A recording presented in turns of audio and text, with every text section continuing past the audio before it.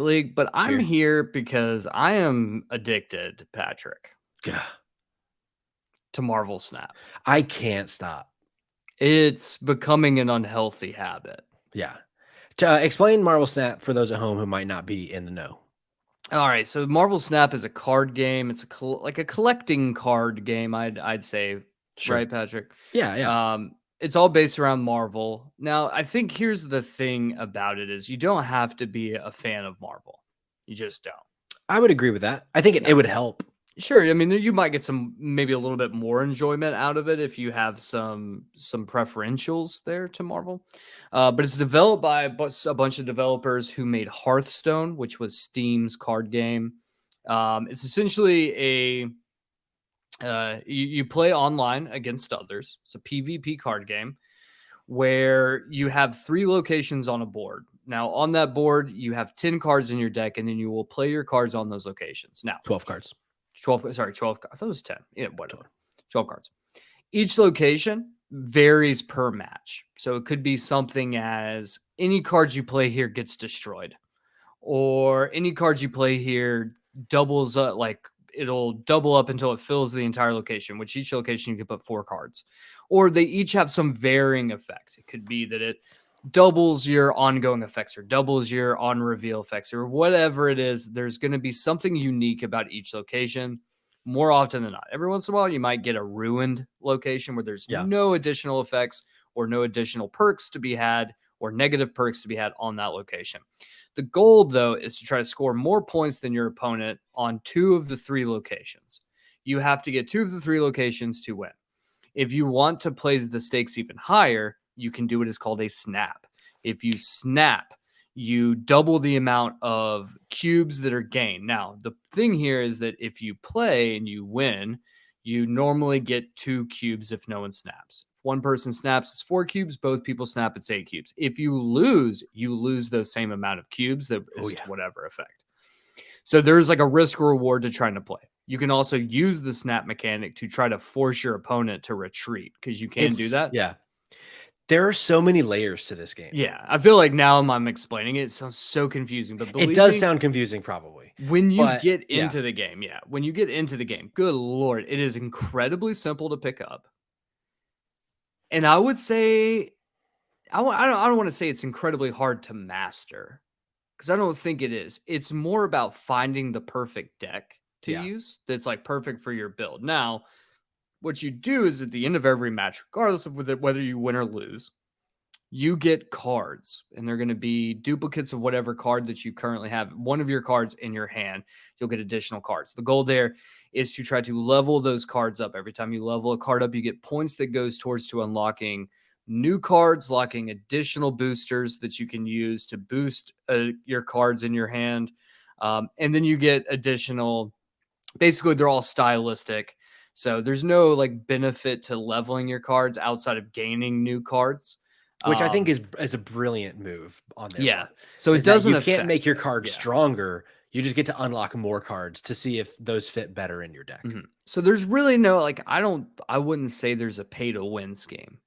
Now there Mm-mm. might be some mechanics where there might be like in the shop they might have a certain variant of a card that you don't have that you think might boost your deck or like boost your ability to play because you know that it'll play into the way that you've designed your hand. But even then, a lot of this game comes down to luck and timing Yeah. and I would trying say to, I would say timing a little more than luck, but luck is a really big part of yeah, this because game. you can get it where, for instance, last night I had one where I had a location that doubled my ongoing effects for the Mm-hmm. entire board. And so I ended up just doubling up like all of these really high like cards that work for my hand. And so I ended up sweeping the entire board and beat the guy by like 150 total points. Amazing. It was wild, but it really is like in that situation, it just was luck on that part that I got, that particular location because it benefited my hand. However, I've played matches where I've played someone with a suicide deck. So basically, what a suicide deck is there are cards that perks are if you just get the card destroy or destroy the card, then it'll have like a positive perk for you. You can either boost a card in your hand, It can boost the amount of points on the board that you're already gaining. It can draw cards out of your deck that wouldn't otherwise be drawn. And this dude absolutely just fucking wiped the floor with my face. Yeah. And so there are moments like that, but ultimately at the end of the day, like the game kind of pushes you to try to experiment with different types of decks. Yeah. I think the one thing that you miss that I think really makes this game so addictive is that each match is less than 3 minutes long. Oh yeah. Because there's a time limit per round, and there's only 6 rounds per match. So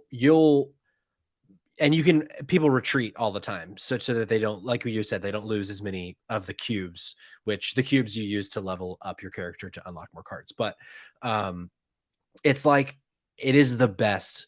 Just one more. Like, you and I have both texted each other, like, I just one more until like 2:30 in the morning on Marvel Snap, because it's like you lose all track of time playing this game, because the game, like, they happen so quickly. And like, it's part of the reason that I really love the game is, you mentioned a little bit, like when you were talking about the suicide deck, and you're like, your deck is very like ongoing heavy, it sounds like. I'm assuming you use like Devil Dinosaur. No, I use, so the deck that I run is a 1-cost card deck. Oh, interesting. Okay. So that's something we didn't mention, is that the cards cost different amounts. Oh yeah. So you can only play certain cards on certain rounds. So for me, I like to play a 1-cost card deck where I kind of have to hope that by round 4, 5, and 6, I can pull out Kazar, who boost all 1-cost cards by 1. And then I pull out Blue Marvel, whose ongoing effect is every card on the board gets boosted by 1. And then I drop Onslaught in the same spot as both of those. And then his is that it doubles the ongoing effects of the other 2 cards. So then all of my 1-cost cards are now at either 4 or 5, depending on the perks of the board. And so with like Squirrel Girl, who always drops 2 additional squirrels, 1-cost cards on the map, and I just run like that. I've had matches before where I've had 2 Kazars on one location with a Blue Marvel and an Onslaught, and then everything else be 1-cost with like Hawkeye and Ant-Man, Nightcrawler, and and so it ends up being where it was like all 3 of my locations are like in the 40s. Yeah, and just be like, but it's the thing is, what I love about it is there's a better build of this deck.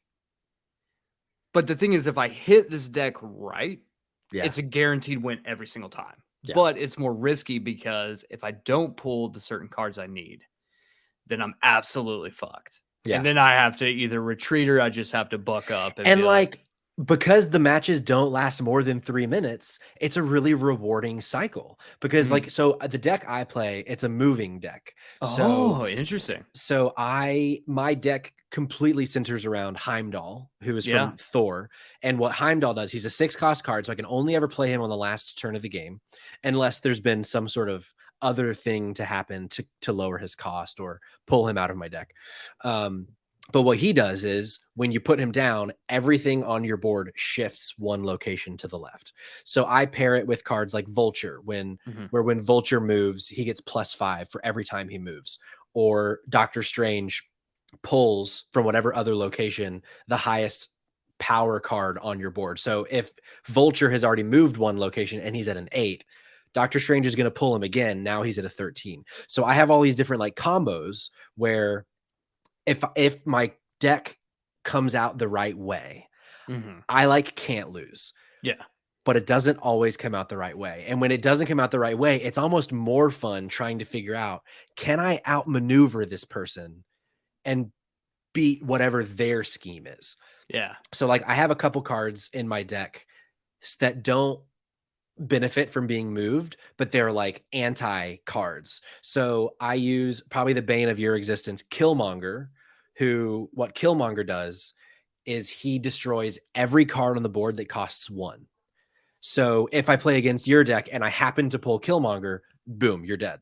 Yeah. Or if I play against a deck that relies on Devil Dinosaur, where Devil Dinosaur's thing is, for every card in your hand, Devil Dinosaur gets +2. So there are cards that like double your hand. So you'll have like 7 cards in your hand. All of a sudden, Devil Dinosaur is worth like 20 points. But I have a card, Shang-Chi, who, if I play him opposite of Devil Dinosaur or anything that has more than 9 points, Shang-Chi kills it. So like I have a couple of these cards that like counter my opponents, but I also don't draw them all the time. So like there are times when I'm playing a deck, like I'll be playing a deck similar to yours, and I see what they're doing, and I'm like, please draw Killmonger. Please draw Killmonger, because if I can draw Killmonger, you're done. And then I don't draw Killmonger, and I'm fucked because they have 40 on every location. I'm like, damn it. It's funny that you say that, because a lot of this game it kind of cycles around like trying to play a deck that works best for you and then trying to match that up against your opponent one way or the other. So you try to have like always try to keep a card in there that's like you said, like Killmonger or Shang-Chi, that like you can use to be able to combat something like that. So I'm talking to Boston Mike, who is also addicted to Marvel. Oh, good. I haven't talked to him about it. Yeah, he's very excited that we're talking about this tonight, because I've got him into it. He's full in as well. So he runs like similar decks like that we do that are, XYZ. But he's like, I have one deck that has no basis. It's just only X-Men cards. Yes. And I'm like, Mike, I've thought so many times about just making an X-Men deck, because X-Men's my favorite in Marvel. And there are a lot of great X-Men cards. But sorry, continue. So the thing is, though, he's like, I hate it because Professor X is useless. I disagree, but continue. And then I was like, nah, dude. I was like, Professor X is literally a fucking kill card. Because if you're playing someone like you who has a moving deck, Professor X can literally shut you down instantaneously. Yeah. He's like, okay. I'm like, yeah, like, dude, like you, The trouble with Professor X, so what he does, for those of you listening at home that might be just so fucking confused about what we're talking about, but Professor X, he's a 5-cost card, so you can only play him on the 5th or the 6th turn, unless, like I said earlier, you have figured out a way to pull him earlier and play him for a lower cost. But what he does is when you put him on one of the 3 locations, nothing else can happen there once he's down. You can't add cards, you can't move cards, you can't destroy cards. That location's done. He puts like a little barrier around the location so that is done. So the benefit of that card, if you put it down and you're winning when you put him down, then you've won that. Unless the only way that you can counter, and like this is another thing, every card has a counter, because the way you would counter Professor X is a deck like yours. If Squirrel Girl's down there, Nightcrawler, Nova, if these 1-cost cards are down there, and then you drop Blue Marvel, now you've just added, or you drop Khazar, or you drop Onslaught, now you're adding points. But yeah, it's a brilliant game. It's so brilliantly balanced. It's so brilliantly balanced. I was reading this really interesting Twitter thread from the lead designer, the guy who used to be lead designer on, you mentioned it earlier, Hearthstone. And he was like, when we were designing this game, because it's been in beta for like several months, and there have been people who, like in the public, who have had access to it on a closed beta status. And he was like, there's this thing that for months, this game did not work. And it's because it was missing one card, and it's the Quicksilver card. Yeah. And what Quicksilver does is it's a 1-cost card that always starts in your deck every single time that you start a game. It starts in your hand. So every time you start a game, he's going to be in your hand if he's in your deck. And the reason that they added that is because they were like, since you have 1-cost cards, 2-cost cards, so you can only play a 1-cost. You can play a 1-cost any turn, but you can only play a 2-cost on the second card, and so on and so forth. And they were like, we realized there was a lot of really negative feedback about, if you don't draw a 1-cost card on your opening hand, then you can't do anything your first turn. You just have to pass and wait. And that's not a fun thing to do, right? To not be able to play. But he was like, but we added that in there as a way so that if that bothers you, if you want to be able to play in your first hand, that card exists so that you'll always have a card that you can play round 1. And it starts in your hand. Like the first deck that you're given has Quicksilver in there. And he's like, and so what we do is, as we start introducing more cards, we then give the player the choice. Do you want to keep Quicksilver in your hand, or do you want to replace him with literally any other card? And now that we've given them the choice to, he calls it a mulligan, to potentially have a mulligan in round 1, it's like they don't care anymore. They don't mind that, because for me, I have one 1-cost card in my deck and it's Iron Fist who helps with my moving Mhm. deck, and that's it. So I would say 75% of the games that I play, I don't play something on the first turn because I didn't draw Iron Fist, or Mm. I drew Iron Fist and I want to wait until I can pair him with Vulture in round 4.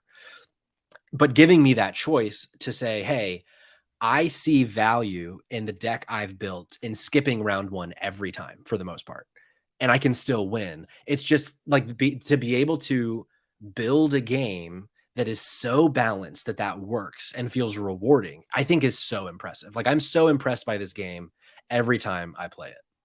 So that's to your point though. I play Quicksilver in my hand, so I can always start Yeah. with a 1-cost card. I can Which always get it on the is board. But great for you. and that plays to the way I build my hands. I think it's incredible how they've worked it and how they've done it, because like you said, it is perfectly balanced. I don't think Yeah. there's a card in there yet that I've seen outside of maybe Spider-Woman, I love whose Spider-Woman. whose power that she does is that she neutralizes the cards across from her, like on that location. She drops them by 2 or 3 points? By 1 point each. So if you have 4 cards there, you're going to lose 4 points in that Yeah. location. So she's fucked me hard.